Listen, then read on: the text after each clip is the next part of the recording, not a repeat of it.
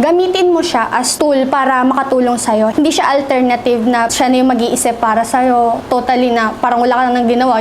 Pinasa mo na lang, pinasok mo na lang, tapos siya na yung mag-edit. Ginawa na lang ng isang robot or AI. Ganun.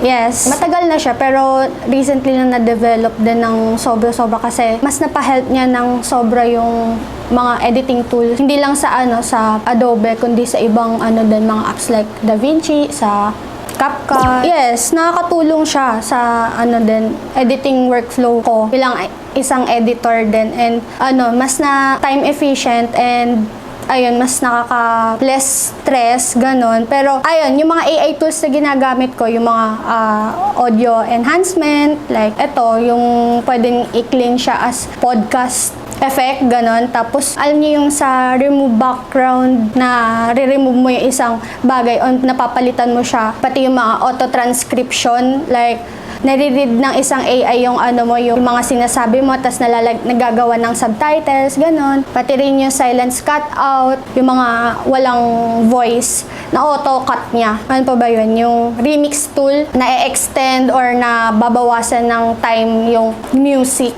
para maging swak dun sa ine-edit mong video, ganun. Tapos, lastly, yung AI reframe vertical, yung kunwari, itong landscape na video na to, nagagawang vertical mo siya, na auto-detect niya kung saan yung subject. Ayun, maraming AI tools na pwede mong gamitin para sa pag-edit, para mapadali yung workflow mo. Nakakatulong siya in terms of, kunwari, sa pag-create, sa mga creative juices mo. Siyempre, minsan na art block ka, ganun na. Pwede ka mag-generate ng mga idea sa AI. Gamitin mo siya as tool para makatulong sa'yo. Hindi siya alternative na siya na yung mag-iisip para sa'yo. Totally na parang wala ka nang ginawa.